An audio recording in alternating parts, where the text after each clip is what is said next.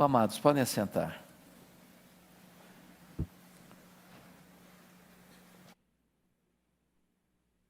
Abra sua Bíblia comigo, por favor, em Lucas, capítulo 16, versos 19 a 31.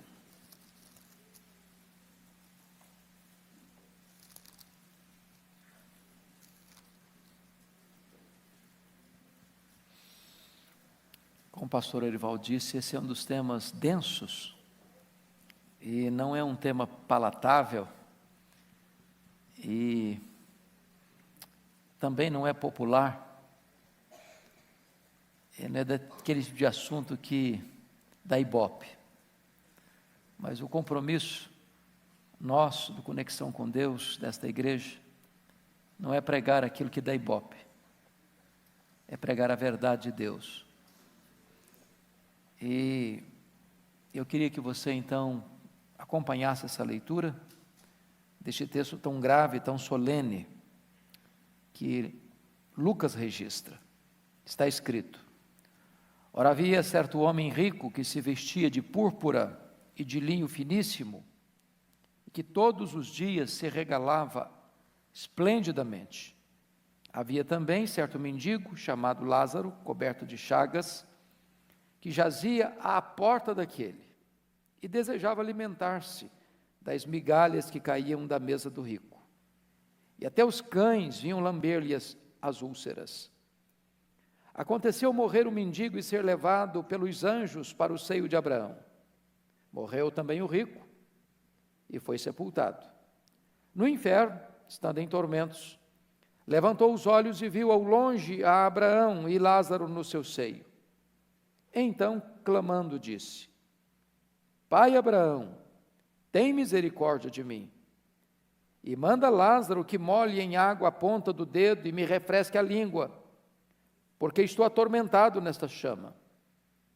Disse, porém, Abraão: Filho, lembra-te de que recebeste os teus bens em tua vida, e Lázaro igualmente os males. Agora, porém, aqui ele está consolado, tu em tormentos. E além de tudo, está posto um grande abismo entre nós e vós, de sorte que os que querem passar daqui para vós outros não podem, nem os de lá passar para nós. Então replicou: Pai, eu te imploro que o mandes à minha casa paterna, porque tenho 5 irmãos, para que lhes dê testemunho, a fim de não virem também para este lugar de tormento. Respondeu Abraão: Eles têm Moisés e os profetas, ouçam-nos. Mas ele insistiu: Não, pai Abraão, se alguém dentre os mortos for ter com eles, arrepender-se-ão. Abraão, porém, lhe respondeu: Se não ouvem a Moisés e aos profetas, tampouco se deixarão persuadir, ainda que ressuscite alguém dentre os mortos.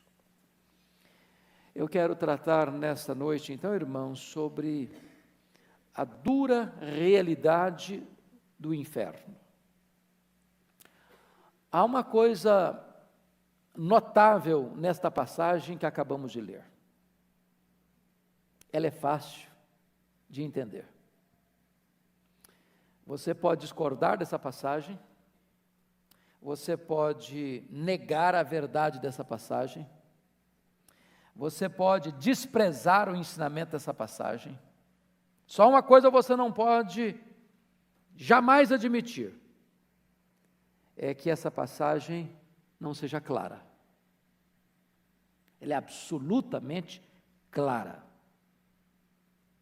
E a verdade essencial que esta passagem traz é que a vida não é simplesmente viver, e que a morte não é simplesmente morrer.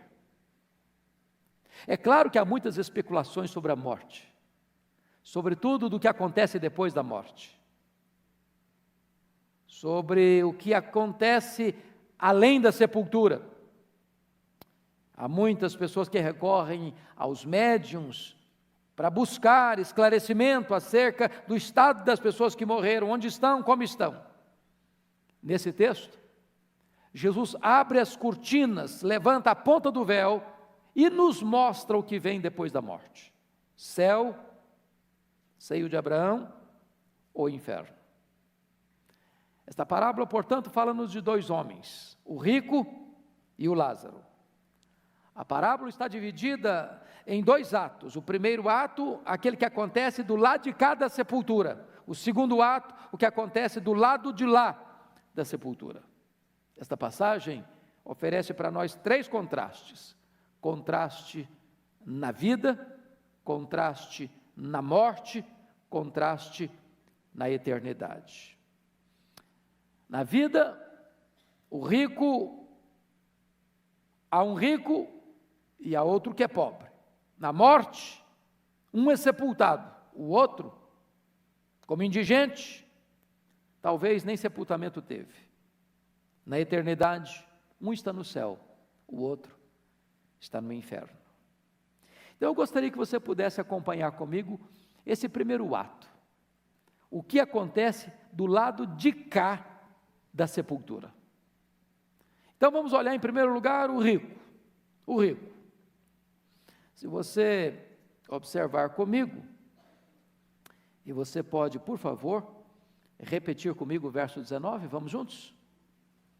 Ora, havia certo homem rico, que se vestia de púrpura e de linho finíssimo, e que todos os dias se regalava esplendidamente. Preste atenção que o Senhor Jesus Cristo não poupa intensidade na sua fala. Se vestia de púrpura, que era uma veste caríssima, porque púrpura era uma veste tingida com um molusco do fundo do mar. O preço era caríssimo, só os senadores, só os grandes líderes de Roma podiam vestir roupa de púrpura. E esse homem vestia de púrpura e de linho finíssimo. Então ele andava na alta moda e na moda cara. Diz o texto que ele todos os dias, não alguns dias, não feriados, não ocasiões especiais, mas todos os dias se regalava, mas não de qualquer maneira, esplendidamente, esplendidamente. Bom, notem comigo que a vida deste homem era uma vida de luxo e de festa. Mas a Bíblia não o acusa de crimes. Você não vê nenhuma acusação que ele era um criminoso. Você não vê nenhuma acusação que ele era um corrupto. Você não vê nenhuma acusação que ele era um ladrão. Você não vê nenhuma acusação que ele era um fraudulento, assassino, ébrio ou imoral. Tampouco este homem é acusado por ser rico. Seu problema certamente não era a riqueza, possuir dinheiro. O problema dele era ser possuído pelo dinheiro. O problema dele não era a riqueza, o problema dele era a riqueza sem Deus. O problema dele não era o dinheiro, o problema dele era não amar o próximo. Seu problema é que o dinheiro era o seu próprio Deus. Seu problema é que ele era o centro do universo. E ele vivia para ele, ele tinha o dinheiro dele para ele, e ele usava tudo que tinha para o bem dele. Porém, um dia, a morte arrancou o copo da alegria de seus dedos cheios de anéis. A doença chegou, a morte veio sem mandar telegrama, e ele morreu. E que funeral, hein? Que funeral. Quantos discursos, quantos elogios, quantas flores, quantas coisas lindas foram ditas, e eu imagino que até o momento do corpo baixar à sepultura, agora todos dizem: descansou, descansou. Mas não se esqueça, essa é apenas uma parte da história, um lado da história. Há muito mais além da sepultura. Mas vamos ver o outro quadro. Vamos ver o outro quadro. Confira comigo o versículo 20 e 21. Vamos juntos? Havia também certo mendigo, chamado Lázaro, coberto de chagas, que jazia à porta daquele, e desejava alimentar-se das migalhas que caíam da mesa do rico, e até os cães vinham lamber-lhe as úlceras. Então note você que esse mendigo aí é descrito de 4 formas a retratar com eloquência a sua desgraça, a sua desdita. Primeiro, ele era mendigo, tem nada, vive à míngua. Segundo, estava com fome. Terceiro, estava coberto de lepras, de feridas. Quarto, os cães vinham lamber-lhe as úlceras. Ora, não tem jeito de descrever um quadro mais triste do que esse. Um mendigo, um faminto, e ele está faminto vendo o rico comer, desejando as migalhas que caem da mesa, coberto de feridas, e o que ele tem de companhia são os cães leprentos que vinham lamber-lhe as úlceras. Agora notem vocês que também esse homem morreu. O que é curioso que Jesus cuidadosamente não nos informa que ele foi sepultado. Se você conhece bem a realidade dos cães daquela época, muito provavelmente os cães foram os seus agentes funerários. E os cães foram a sua própria sepultura. Talvez diante de um cenário desse, você pudesse sair torcendo o nariz, sentindo náuseas, asco e diz, que tragédia. Mas se lembre de que essa é apenas uma parte da história. Tem muito mais depois da sepultura. Então vamos ver o outro lado, o que acontece do lado de lá da sepultura. Do lado de cá, um é extremamente rico, o outro é extremamente pobre. Do lado de cá da sepultura, um banqueteava todos os dias e o outro passava fome todos os dias.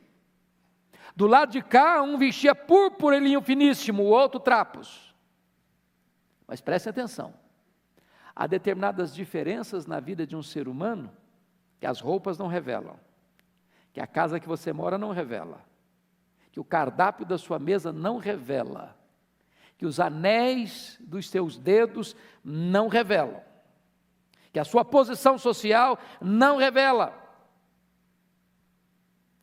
Um homem, uma mulher não podem ser medidos pela casa que moram, pela roupa que vestem, pela comida que comem, pelas joias que usam, pela ostentação que possuem. Notem comigo o Lázaro agora, do lado de lá da sepultura. Quando Jesus levanta a cortina e mostra o outro lado, há uma inversão brutal da realidade. Se não vejamos. Olha aí comigo, o versículo 22. Vamos juntos? Aconteceu morrer o mendigo e ser levado pelos anjos para o seio de Abraão. Olha que coisa maravilhosa, só até aqui. O mendigo morreu, e aí diz o texto, que os anjos,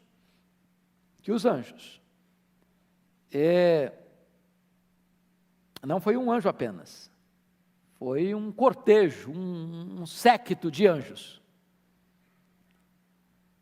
Levando o corpo dele?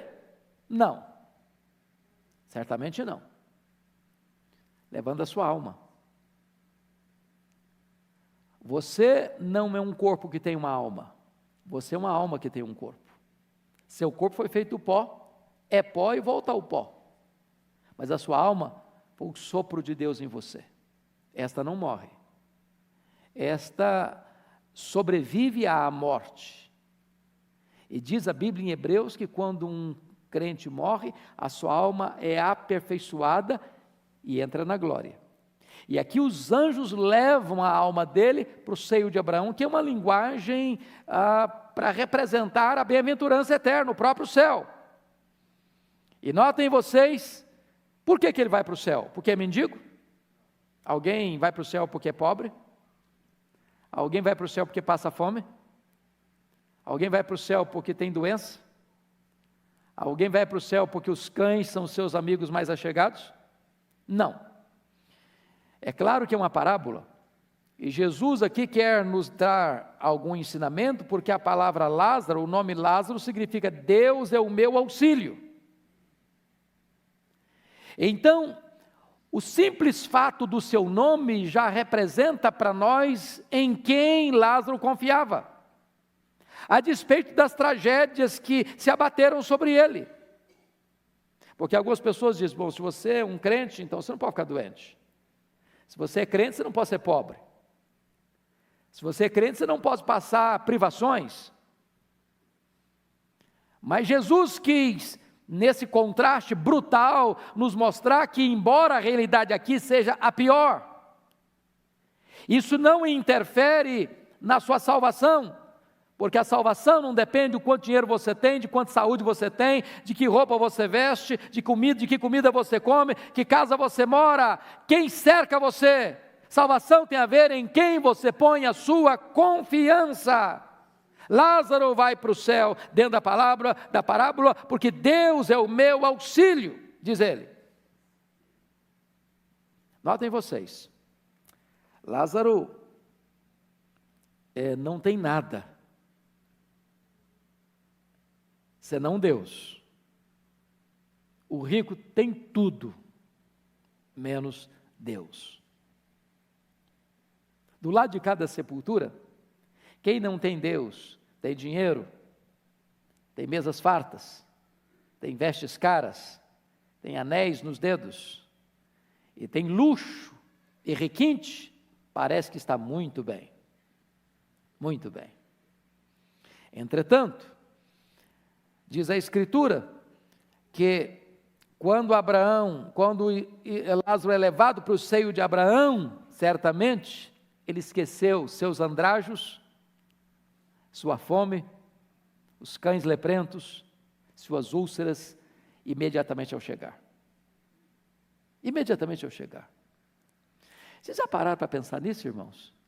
O que a Bíblia diz que a nossa leve e momentânea tribulação produz para nós eterno peso de glória, e que o sofrimento do tempo presente não é para comparar com os tempos por vir a serem reveladas a nós? Que qualquer sofrimento que você sofrer aqui, com 1 minuto de céu, tudo isso já não vai ter mais significado para você? Essa parábola revela isso. No céu havia consolo. No céu Lázaro esqueceu-se dos seus andrajos, da sua fome, dos cães, das noites frias, do homem rico que o deixou na miséria. Tudo isso acaba e ele é consolado. Mas vamos ver o outro lado. Olha comigo o verso 22 agora, parte B. Vamos juntos? Morreu também o rico e foi sepultado. No inferno, estando em tormentos, levantou os olhos e viu ao longe Abraão e Lázaro no seu seio. Então vamos parar um pouquinho. Quem está no inferno? O corpo dele? Não. Onde está o corpo dele? Sepultado. Então preste atenção que o homem não é só matéria. Não é essa história que morreu, acabou, não. Vamos entender outra coisa. Quem morre salvo, do outro lado da sepultura está salvo.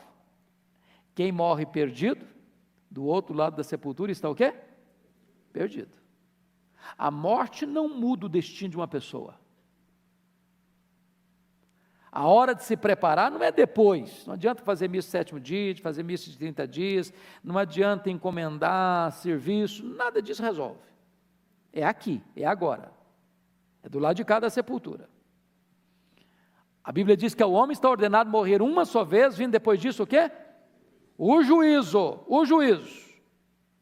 Então notem vocês que o rico que viveu aqui sem Deus, depois da morte abriu os olhos e estava na penitenciária do universo, prisão perpétua, sem chance de morrer,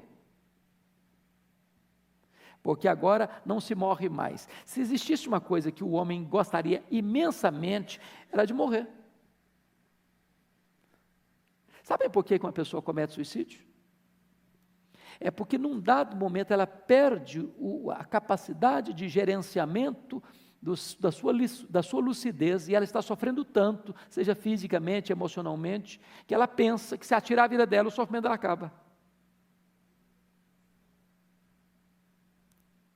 Se você olhar as cenas do dia do juízo, o que é que os homens vão querer no dia do juízo? É morrer, mas a morte vai fugir deles. O grande drama para quem vai estar no inferno é que a morte não vai alcançá-los mais. Vai ser bem-aventurança eterna e vai ser condenação eterna. E se você perceber, uma das coisas que precisamos, à luz desse texto, é o seguinte: quando um homem, uma mulher, um ser humano quebra uma lei da natureza, ele sofre a consequência quanto tempo depois? Imediatamente. Imediatamente. Se você botar o dedo no fogo, vai doer na hora. Se você pular de um prédio, vai se esborrachar na hora. Mas nem sempre quando você viola uma lei espiritual, você sofre a consequência na hora. Deus não escala um anjo para dar uma burdoada na sua cabeça toda vez que você peca. Deus dá corda. Deus dá corda. De repente o homem chega a pensar que o pecado compensa, que o pecado é vantajoso. De repente ele descobre que há muitas coisas boas que o pecado lhe oferece: banquetes, farras, diversões, prazeres. Mas o grande drama é que o homem se esquece de que um dia ele vai fazer o quê? Morrer. E que depois da morte vem o quê? O juízo. E ninguém vai poder escapar desse juízo. O homem rico não despertou santo, a morte não transforma um pecador num santo. Então, eu gostaria que você pudesse olhar comigo algumas coisas aqui. Primeiro, a posição que um homem ocupa diante dos homens nem sempre é a mesma que ele ocupa diante de Deus. Preste bem atenção nisso. Tem muitos homens hoje que são famosos, que são aplaudidos, que são condecorados, que são reconhecidos, que são elogiados, que são enaltecidos, que são colocados no topo da pirâmide, mas aquilo que o homem é diante dos homens não necessariamente significa que ele é diante de Deus. Segunda coisa, a morte vem a todas as pessoas. Alguém já disse que a morte é o sinal de igualdade na equação da vida. Vem para o rico, vem para o pobre, vem para o doutor, vem para o analfabeto, vem para o religioso, vem para o não religioso, vem para o velho, vem para o jovem, vem para a criança, vem para todos. Para todos. Terceiro, Deus leva os salvos para o céu na hora da morte. Irmãos, isso é verdade, é bíblico, isso é a esperança para nós, amados. É por isso que um crente pode dizer: para mim o viver é Cristo, o morrer é lucro. É por isso que a Bíblia pode dizer o seguinte: bem-aventurados aqueles que desde agora morrem no Senhor, para que descansem das suas fadigas e as suas obras os acompanham. Então, quarta verdade que esse texto nos mostra: as pessoas não convertidas descobrirão o valor da alma tarde demais. Se você olhar nessa parábola, esse homem rico fazia toda a provisão para quê? Para o corpo. Para o corpo. Vestes, banquetes, prazeres. Tudo para quê? Para o corpo. Que provisão ele fez para a sua alma? Nenhuma. Agora preste atenção, e o pastor Ivan estava conversando comigo hoje antes do culto, a questão do mamon, do dinheiro, do Deus dinheiro, deste ídolo pagão chamado mamon. Ele exige atenção total, dedicação exclusiva. Ele domina as pessoas. Ele oferece prazeres, diversões, coisas lindas, coisas ricas, coisas luxuosas, coisas requintadas, e ele oferece tudo para você. Tudo. Tudo. Porém, ele não faz você fazer uma viagem rumo às suas necessidades espirituais.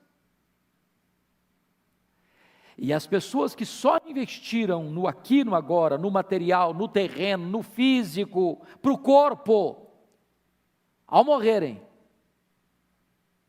e ao perceberem que, não tendo feito investimento espiritual, vão estar no inferno, vão perceber tarde demais a importância que é se investir na vida espiritual, na alma. Ele está preocupado agora com os irmãos dele, porque ele não se preocupou em tempo oportuno. Quinta lição aqui, a priori ainda, os milagres não ajudam as pessoas que desobedecem à palavra de Deus. Pai Abraão, manda Lázaro lá na casa do meu pai, eu tenho 5 irmãos, para eles se precaverem, para eles escutarem, para eles não virem para cá também. O que ele está querendo? Um milagre. Que o Lázaro, que já morreu, já está no céu, viesse para a terra, para comunicar com seus irmãos. E Jesus Cristo diz o seguinte, eles têm o quê? Moisés e os profetas. Em outras palavras, eles têm a Bíblia, eles têm a palavra de Deus. Ouça o que a Bíblia diz. Agora, notem vocês que Jesus Cristo não favorece a tese dele. Manda o Lázaro já morreu. Para alguém aparecer, irmãos, o que tinha que fazer para o Lázaro aparecer? Tinha que ressuscitar. Ou seja, Jesus está combatendo a tese espírita aqui. Não tem desse negócio de morto aparecer, não. Morto não aparece de novo, não. Esse negócio de o morto vir, falar e tal, entregar mensagem, quem está aparecendo ali é morto coisa nenhuma, é outro personagem que está ali. Chama-se demônio. Porque para um morto aparecer e dar alguma mensagem, ele tem que ressuscitar. Então preste atenção nisso. Nesse mundo tão místico que nós estamos, se alguém quer ouvir a voz de Deus, tem que ouvir de acordo com a palavra de Deus, com a Bíblia Sagrada. É claro, irmãos, que a doutrina do inferno é uma doutrina que não é popular, como eu lhes disse. Os agnósticos, não, isso aí não tem jeito não é possível saber se existe esse lugar não. Bertrand Russell chegou a dizer que o homem é apenas um aglomerado acidental de átomos. Morreu, acabou, desintegra, acabou. Esse texto diz que não. O inferno é aqui mesmo. Não, o inferno é aqui mesmo. Já escutou a gente falar isso? O inferno é aqui mesmo. Ô irmão, se o inferno fosse aqui mesmo, a vida seria muito injusta, não? Vocês não acham que tem gente que vive uma vida assim, nababesca, e outros vivem assim, numa magrela? É verdade, gente. Eu tenho hora que eu fico olhando, de vez em quando eu leio algumas coisas assim, alguns políticos aí de Brasília, chegar num restaurante e gastar 30 mil reais numa garrafa de vinho. Você não fica assim chocado com isso, não? Hoje a gente tem muito cidadão brasileiro que nunca viu na vida 30 mil reais.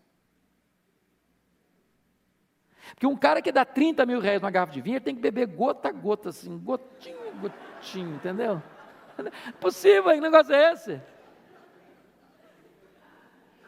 Aí o coitado do trabalhador que levanta 4 horas da manhã, pega metrô, trem, e mais não sei mais o que, para frente aí, gasta 4 horas para chegar no trabalho, rala o dia inteiro, volta para chegar em casa 10 da noite, para levantar 5 no outro dia. Você acha que a vida é injusta? Você acha que isso é justo? Se não tivesse inferno, a vida seria muito injusta. O inferno nivela da realidade a justiça de Deus. Porque o que o homem semear, também ele ceifará. Se a justiça não for feita aqui, e muitas vezes não o é, certamente o será no tribunal de Deus. O inferno é uma reivindicação necessária da justiça divina.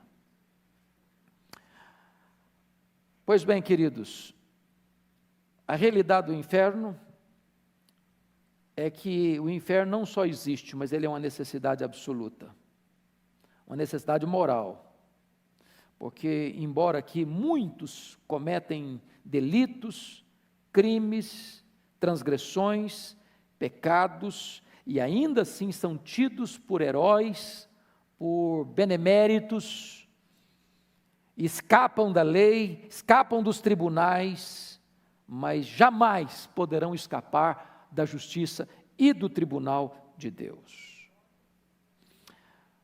Sofrimento do inferno, como é que é? O que é que vocês acham que vai ser o maior sofrimento do inferno? A Bíblia diz que Deus é a fonte da vida. Que ter comunhão com Deus é a essência da vida. É na presença de Deus que tem plenitude de alegria. Sabe o que vai ser o inferno? Ser banido para sempre da presença de Deus. Essa é a dura realidade do inferno. Banido para sempre. Para sempre. E a Escritura, então, vai descrever o inferno da seguinte maneira. Lá em Isaías 57, 21, diz que não há paz para os ímpios. Lá em Daniel 12, 2, diz que serão despertados para a vergonha e para o horror eterno. Lá em Marcos 9, 48, diz que o inferno é onde não lhes morre o verme, nem o fogo se apaga. Lá em Mateus 13, 42, diz que ali haverá choro e ranger de dentes. Em Mateus 22, 13, serão lançados nas trevas exteriores. Em Lucas 16, 23, 24, o texto lido, serão atormentados em chamas. E Apocalipse capítulo 14, 11 diz que a fumaça do seu tormento sobe pelos séculos dos séculos. Então, com a Bíblia aberta aí no texto, vamos olhar algumas coisas. O que é o inferno? Quais são as imagens do inferno? Primeiramente, olha comigo o verso 23. Você pode ler o 23 comigo? Vamos juntos? No inferno, estando em tormento, levantou os olhos e viu ao longe Abraão e Lázaro no seu seio. Primeira coisa que está escrita aí, que é um lugar de quê? Tormento. Ô, irmãos, alguns querem amaciar isso, dar uma ideia mais light, dizendo que esse tormento aqui é figurado, que não é bem assim, que não é literal, mas é melhor não arriscar, não? Vai que Jesus está falando literal mesmo.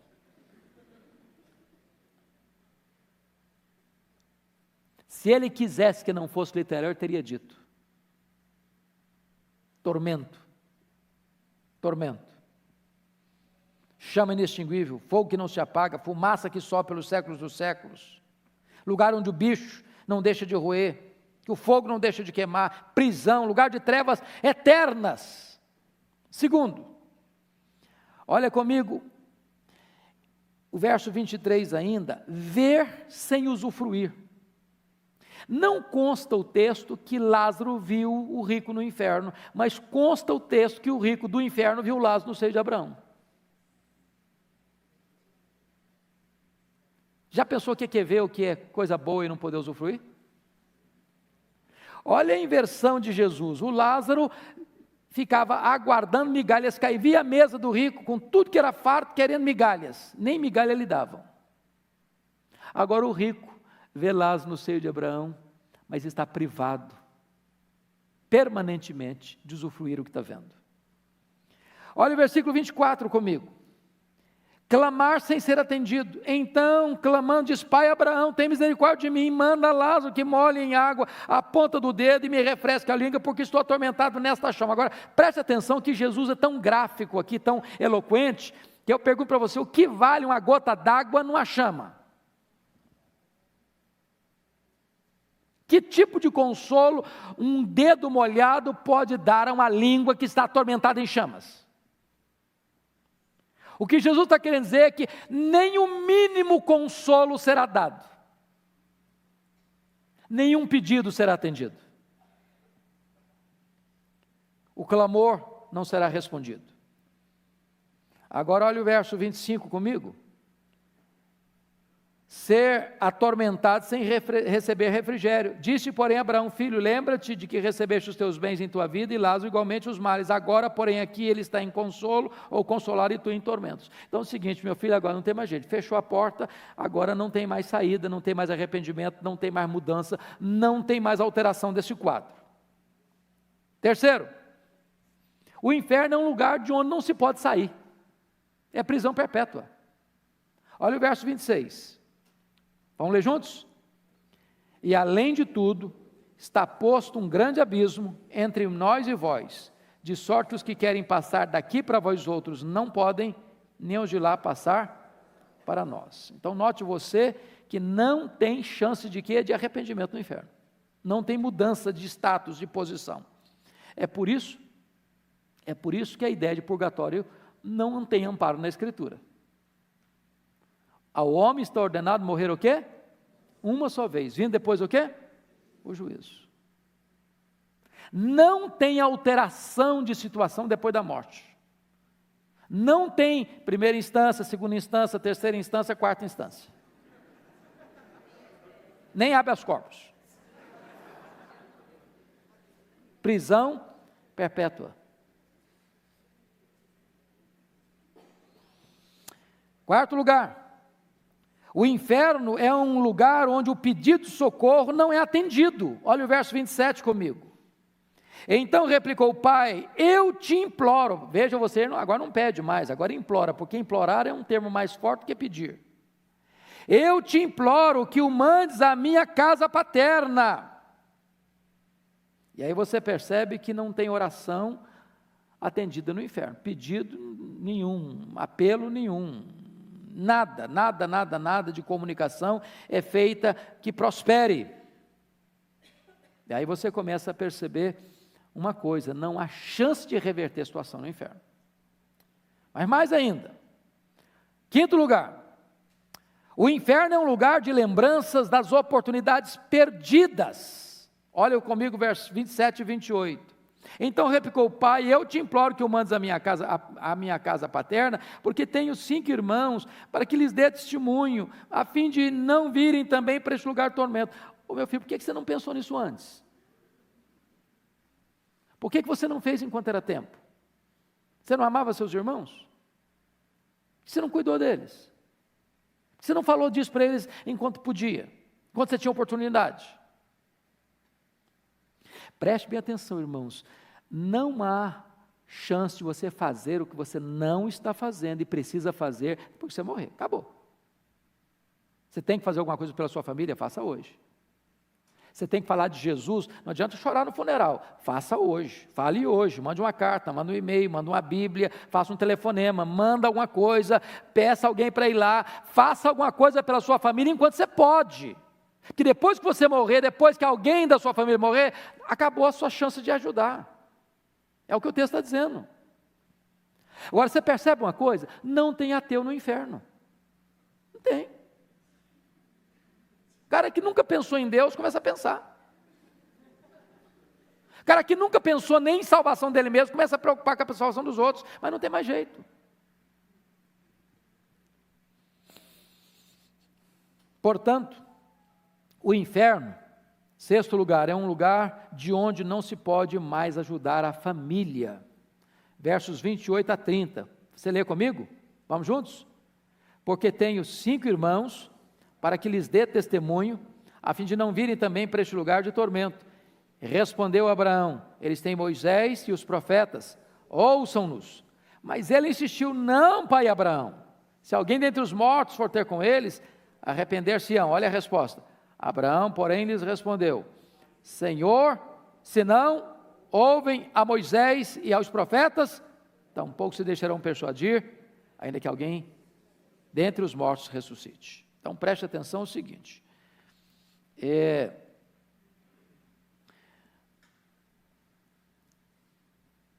ainda que um morto pudesse ressuscitar e aparecer para pregar, não vai ter efeito melhor do que anunciar para essa pessoa o Evangelho, o que está na Bíblia. Você tem um exemplo histórico disso? Tem. Lembra de Lázaro, irmão de Marta e Maria? Ele ressuscitou. Ele esteve à mesa com Jesus. E os judeus se arrependeram porque Lázaro ressuscitou? Não. Sabe o que os judeus quiseram fazer com ele? Matá-lo. Matá-lo. Então essa ideia mística de que se alguém vier da morte e aparecer aqui e entrar por esse templo, o fulano tal morreu, todo mundo sabe que ele morreu e ressuscitou, olha o cara aí, gente, que coisa, vamos escutar esse cara, porque esse agora sim está escutando uma mensagem celestial. Nem assim.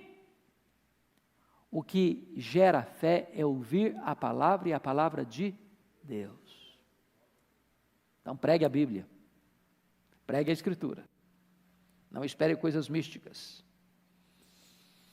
Mas, amados, eu pergunto a vocês, quanto tempo vai durar o inferno? Você já parou para pensar nisso? Eu li um livro que foi muito importante na minha vida. O livro é muito difícil de ler, confesso a vocês. Talvez se hoje eu fosse ler, eu pudesse achar melhor um pouquinho. Mas eu li em 78, chegando no seminário, calouro, e era um livro denso, de Aristóteles, as categorias de Aristóteles. Se você nunca leu, tira um dia, se tiver nada assim para fazer, e leia. Um dia que você estiver bem zen, porque senão você não consegue ler. Mas Aristóteles diz uma coisa interessante nesse livro: você só consegue entender algumas coisas dentro de categorias humanas: tempo, espaço, tamanho. Eu entendo o tempo, eternidade eu não entendo.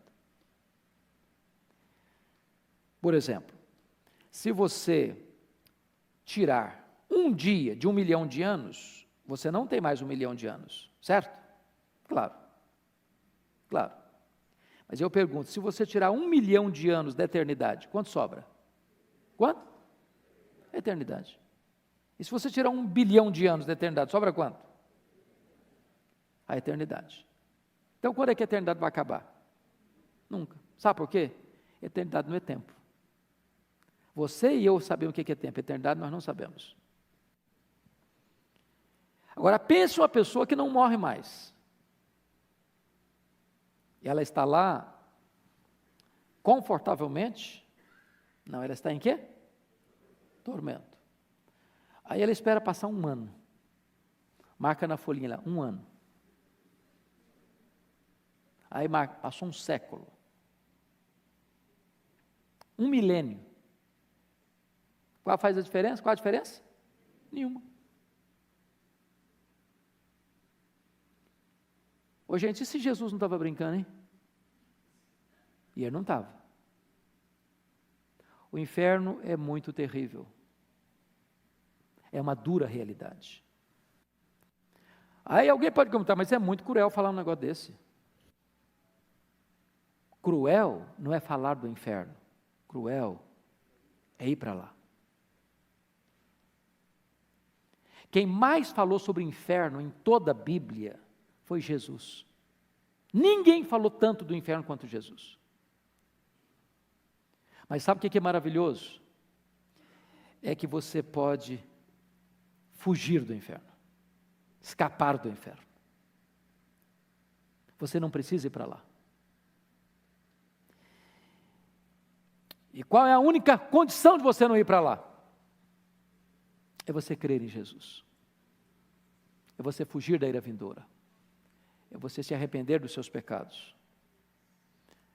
É você reconhecer que você é indigno, é pecador, e que a justiça de Deus exige a sua condenação.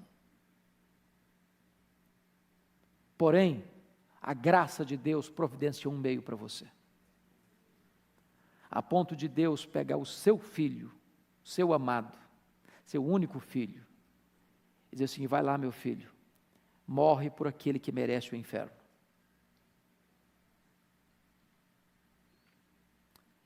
Morre no lugar dele, morre pelos pecados dele, carregue no seu corpo, sobre a cruz, todas as transgressões dele.